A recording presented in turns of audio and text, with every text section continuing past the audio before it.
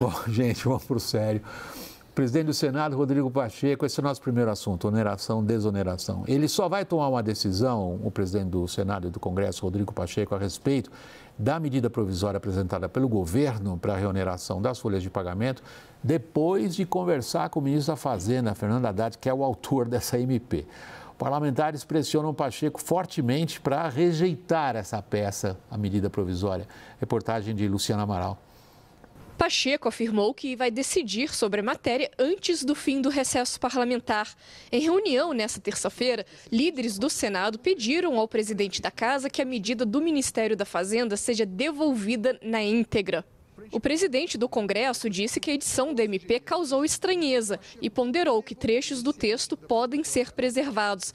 Mas ele sinalizou que a parte que trata sobre a reoneração gradual de 17 setores da economia não deve prosperar. O governo está disposto ao diálogo. O ministro Fernando Haddad, antes de editar a medida provisória, me telefonou, comunicando e pedindo esse voto de confiança, que nós temos nossos limites também.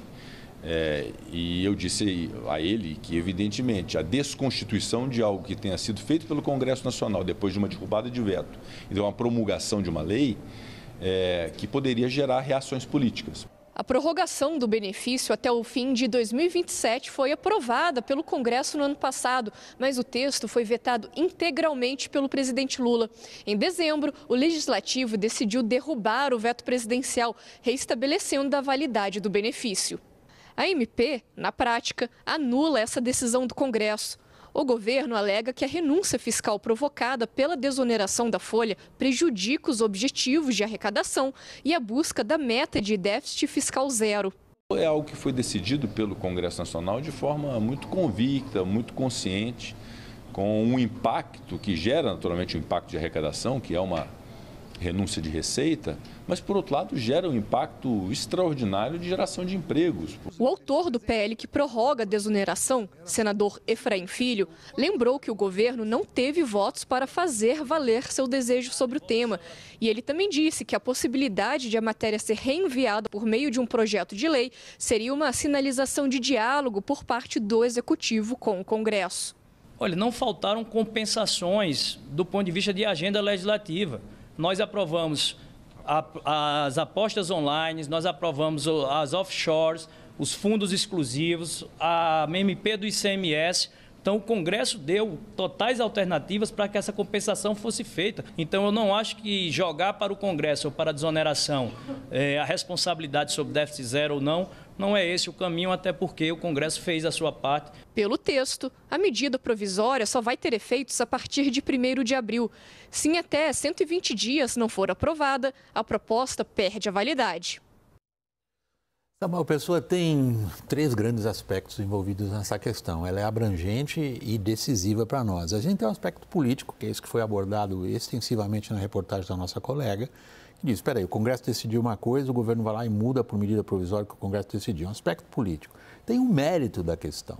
Vale a pena ingressar ou prorrogar isso que vem vindo desde 2011, né? 2012, 2013, todo esse período. E tem o terceiro, que é que consequência fica do ponto de vista da segurança jurídica. Eu queria aproveitar a sua expertise, Samuel, e ir no segundo, no mérito da questão da desoneração. Vale a pena? Não, no mérito não vale a pena. Tem trabalhos recentes que mostram que essa desoneração, ela tem um custo fiscal equivalente a você gastar para gerar cada emprego. Acho que o número é uns 70, 80 mil reais por ano. Então, custa cada emprego em renúncia? Em renúncia. Ok. É uma forma muito cara de gerar emprego e tem uma literatura ampla. Esse não é um resultado só para o Brasil. Esse resultado específico de 80 mil é para o Brasil.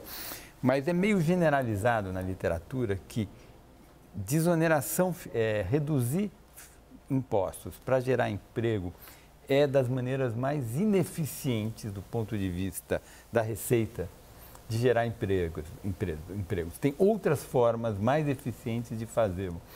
Então, do ponto de vista técnico, o ministro está correto.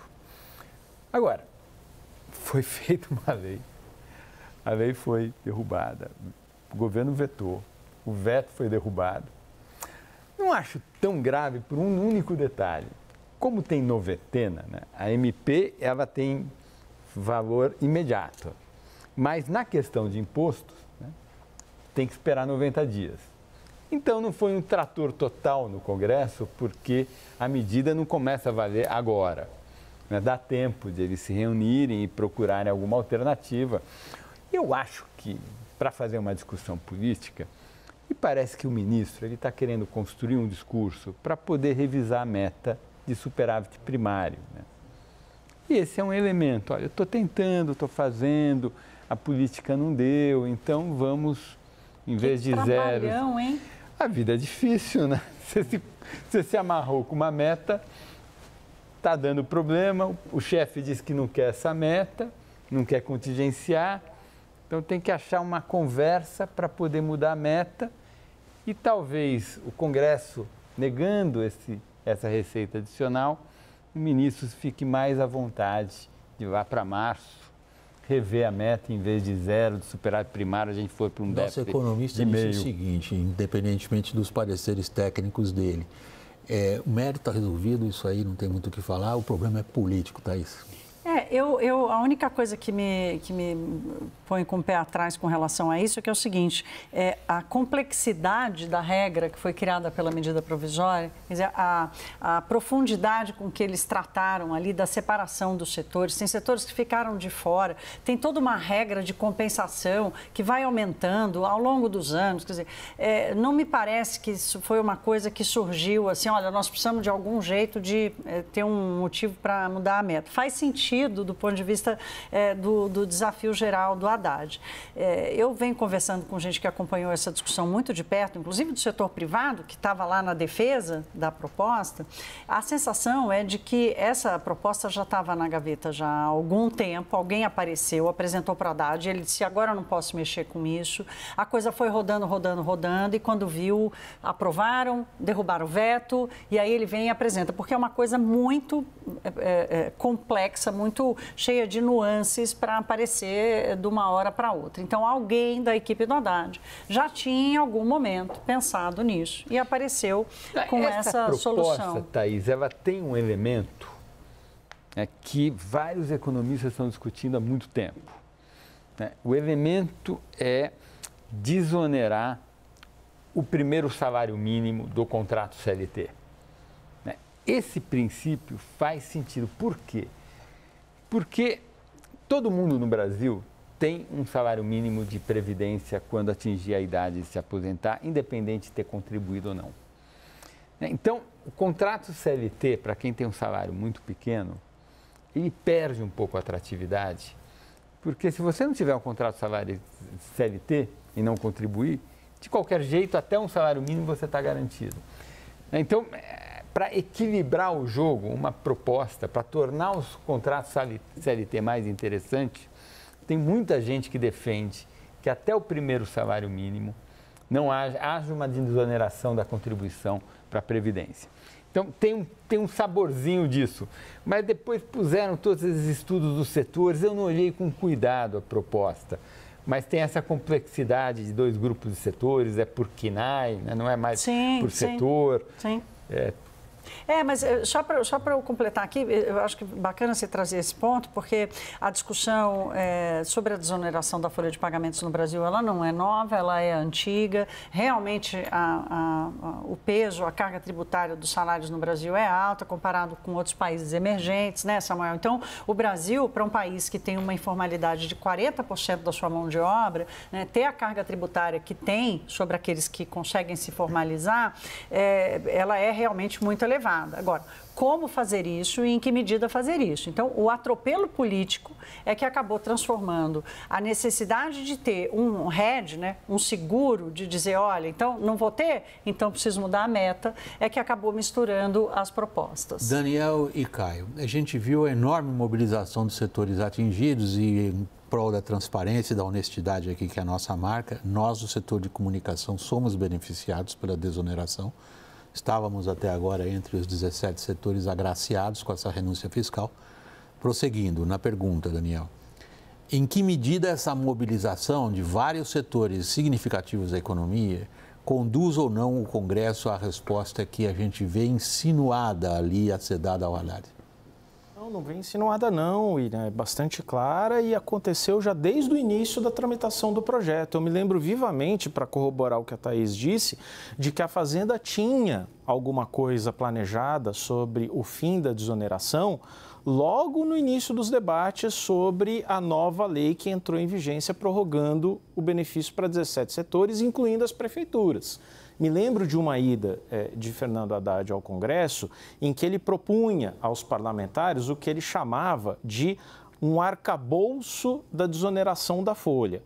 E falava mais ou menos o seguinte, já que a gente tem a reforma tributária aí pela frente, vamos deixar essa discussão para algum momento posterior à reforma tributária, quando a gente discutiu o conjunto de impostos cobrados como um todo. Só que o Congresso funciona em outro tempo. O Congresso é pressionado legitimamente por setores econômicos que são representados lá por lobistas, e essa é uma atividade legítima, são pressionados o tempo todo. E você tinha ali um benefício perdendo a validade em 31 de dezembro. Era absolutamente previsível do ponto de vista político que isso ia acontecer. A Fazenda fez um cálculo errado, em primeiro lugar. Isso é preciso ter claro. A Fazenda fez um cálculo errado de que em algum momento podia vetar, podia deixar para lá, podia convencer os parlamentares, não pôde. Do ponto de vista político agora, o que nós temos é o seguinte, essa pressão sobre o Rodrigo Pacheco está muito forte, mas nada contrariaria tanto o jeito de ser de Rodrigo Pacheco do que pegar esse MP e simplesmente devolver para o governo. Isso não é um jeito de Rodrigo Pacheco trabalhar, né? E me parece até que depois de tudo que a gente viu ontem aqui, união de forças, presidente dos poderes, juntos, falando em harmonia institucional, me parece que não pegaria bem para o Rodrigo Pacheco simplesmente devolver. Acho que a mensagem dele para Haddad, numa reunião que ainda não está marcada, mas quando acontecer, a mensagem já está clara. É a seguinte, me ajude a te ajudar. E esse me ajude a te ajudar é o quê? Me envia um projeto de lei para começo de conversa. Por MP não dá. Por projeto de lei a gente pode resolver apontando as fontes de onde sai esse benefício. Agora, passar o projeto de lei como a Fazenda quer, isso também não acredito minimamente que vai acontecer. Essa é uma aposta. Não, William, qual é a sua?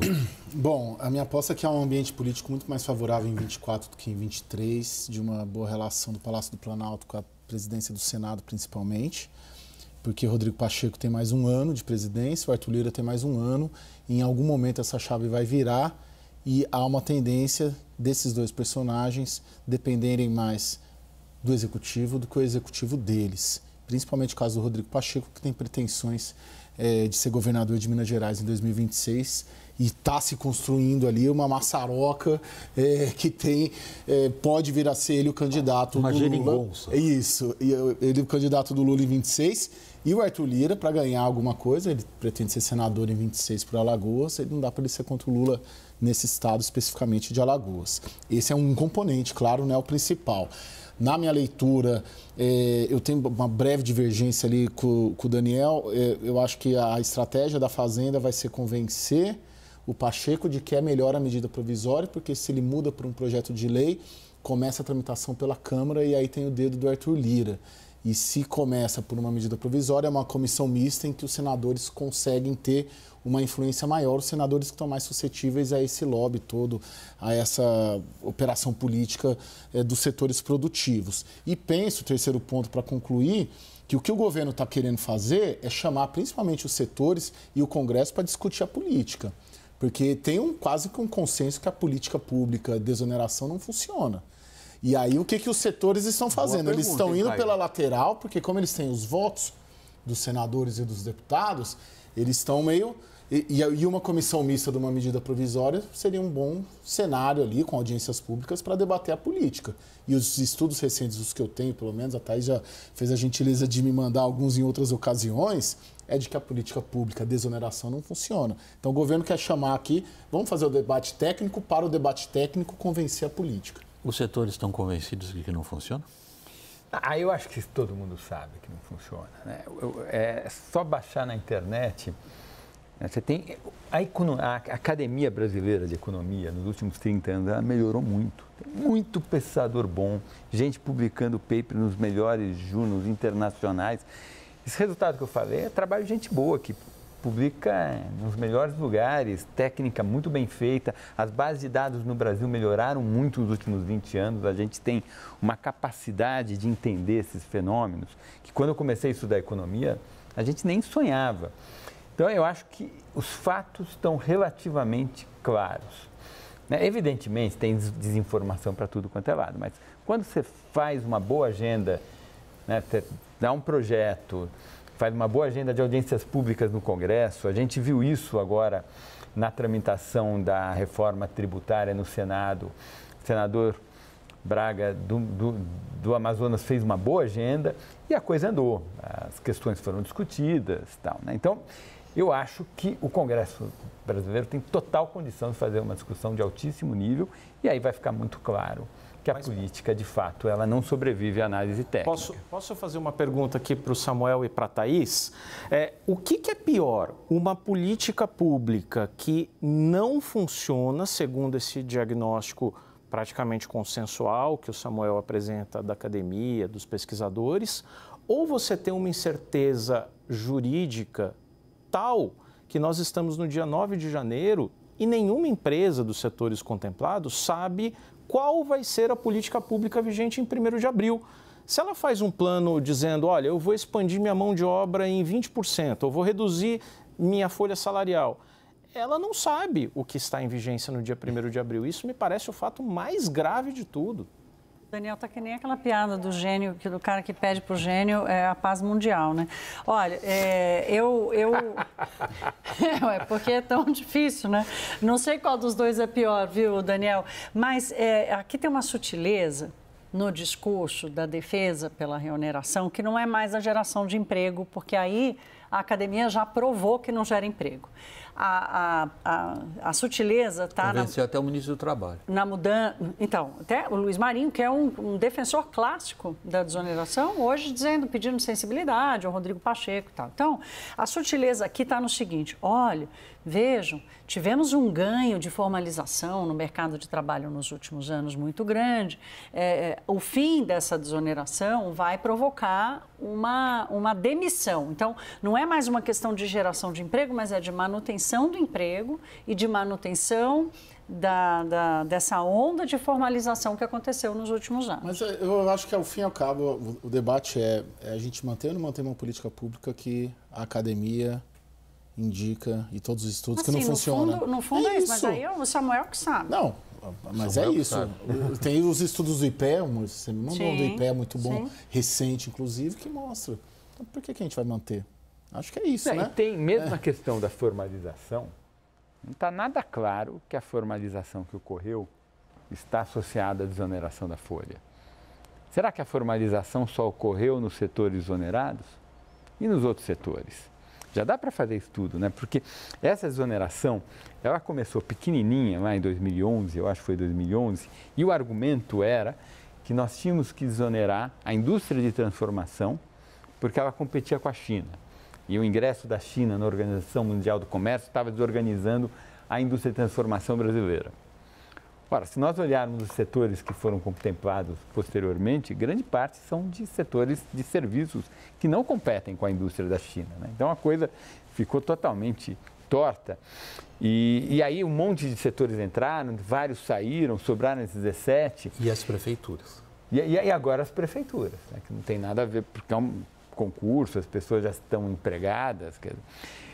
Então, na verdade, eu acho que as pessoas sabem que no mérito perde essa questão. Tem um esforço de tentar construir um argumento para justificar a manutenção da política. Mas, Samuel, eu acho que a pergunta do Daniel, que é uma excelente provocação, continuando de pé, então, que é a seguinte, o que faz uma empresa? O que ela faz até o dia 1º de abril? Mas vamos lá. A empresa sabia que 31 de dezembro de 2023 ia acabar, né? Ela sabia. Né? Não tinha data para terminar? Sim, mas tinha sido prorrogado. Então, mas foi prorrogado no meados do ano passado, né? Então, assim, até junho do ano passado, até algum momento do ano passado, o planejamento da empresa deveria ser com a volta, com a reoneração, porque tinha data para acabar. O problema é que a empresa já trabalha com a hipótese de fazer o lobby dela no Congresso para manter uma política que ela quer manter. Então, Daniel, a minha resposta para você, eu não vejo nenhuma insegurança, eu vou discordar de você. O que tem é jogo de lobby. Todo mundo sabe que tem um risco, todo mundo sabe, primeiro, que tem uma data para acabar, e todo mundo está apostando as suas fichas que vai conseguir mexer os seus pauzinhos no Congresso para manter a sua meia entrada. E aí tem do outro lado o interesse difuso dizendo a sua meia entrada significa mais déficit público e mais déficit público significa aumentar impostos sobre todos os outros. Então, eu não acho que tem muita insegurança jurídica. As empresas sabiam. 17 setores, tinha data para acabar e elas estão fazendo pressão para manter uma política e tem um risco. Talvez elas ganhem, talvez elas percam. Agora, Samuel, eu tenho uma pergunta para você, assim, se couber, William, claro. Se der tempo. Temos mais que é o 4 seguinte, minutos nesse assunto. A minha sensação é de que a quantidade de distorções, as empresas, elas trabalham ali no fio da margem, né? Então, assim, qualquer mudança de margem pode provocar uma mudança, inclusive na saúde do negócio. E a minha sensação é que são tantos anos, sob tantas distorções na relação fiscal com o Estado, que se essa medida sai, o setor privado perde uma perna, né? Tá. Porque uma coisa já alimenta a outra. Então o que eu diria? Vamos sentar com o ministro Fernando Haddad e vamos mudar. Então, ok, não dá para acabar com a desoneração, porque os setores se adaptaram a eles, é um choque. Mas então vamos fazer um cronograma de 4, 5 anos e em 5 anos acabar. De phase out. De phase out. Agora, o setor não quer discutir isso, né? O setor quer chantagear o resto da sociedade e manter o benefício full o tempo todo, porque se mudar vai gerar um monte de problemas. Então, eu não vejo os setores beneficiados querendo achar uma solução. Eles querem manter o privilégio para eles não querem achar uma solução. Porque esse teu ponto eu entendo perfeitamente. Criou-se uma situação, um erro de diagnóstico lá de 2011, criou-se um status quo, é difícil sair dele. Mas a técnica mostra que o status quo está errado, é ruim, então vamos fazer uma transição. Mas ninguém discute isso, né? Quando a gente vê o setor discutindo, ou tudo ou eu estou destruído, e aí fica difícil a conversa. Que é mais ou menos o que você está dizendo, é o seguinte, estão se fazendo de coitadinhos quando não são. Exatamente. Agora, Caio, como é que politicamente se desenrola isso? Não, eu não aposto numa devolução da medida provisória, parte do Rodrigo Pacheco, só se ele se vir assim, extremamente pressionado e colocando em risco o grande projeto dele, que é fazer o Davi Alcolumbre sucessor dele, o projeto político no médio prazo e no longo prazo, eu imagino que seja ser governador de Minas. Não imagino ele devolvendo. Lembrando que ele devolveu uma medida provisória do Bolsonaro em junho de 2001, salvo engano, que era uma medida provisória de 21, perdão, para retirar conteúdo de rede social, né, das redes. Ele já fez isso. E o momento político dele, da relação com o Palácio do Planalto, é outro, deu uma guinada, isso mudou.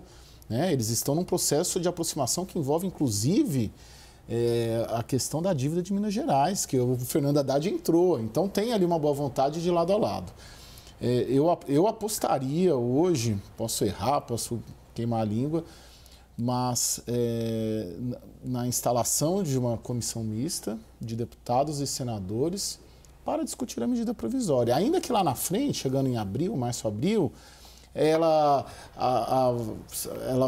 se modifique, ela seja extremamente esvaziada, mas eu ainda acredito numa solução política que não seja drástica como a devolução de medida provisória. O Caio sugere que não haverá um embate entre executivo e legislativo nessa questão, Daniel. Você concorda? Não, eu vou ainda pela ideia do embate, não só na reoneração gradual da folha, que é o tema central dessa medida provisória que a gente está discutindo. Me surpreendeu um pouco que a outra perna ali da medida provisória, que são as compensações tributárias, não houve uma oposição do tamanho que eu esperava ali pelos parlamentares que se encontraram hoje com o Rodrigo Pacheco, pelas lideranças. todo mundo topa um pouco discutir o assunto, acha que tem empresa ali pedindo 1 bilhão de compensação e aí realmente prejudica a previsibilidade orçamentária do governo, mas percebo resistência também ao fim antecipado do PERSE, que é aquele programa de fomento ali às empresas de eventos, de turismo prejudicadas pela pandemia. Acho que isso na Câmara ainda vai ter muito problema de tramitar, mais na Câmara do que no Senado. Você acha que os setores privados vão triunfar? Eu não consigo avaliar isso. Eu acho que o PERSE, do ponto de vista técnico... Que é esse que favorece o setor de eventos. Que favorece o setor de eventos, que de fato foi um setor muito afetado na pandemia. Mas estamos em 2024, né? A pandemia, águas passadas, a gente tem que olhar para frente. E a política, no Brasil tem esse problema, né? A gente faz uma política que é transitória, tem um motivo, a política estava certa. Bom, o motivo da política existir acabou. Então a política tem que acabar. Né? Inclusive porque a política foi bem feita, ela deu certo. Né? A gente tem filho cresce, sai de casa, né? As coisas... Né? Pelo amor de Deus, né? PERSE acabou o motivo da política. Por que continua? Vamos fazer o seguinte, vamos falar de políticas que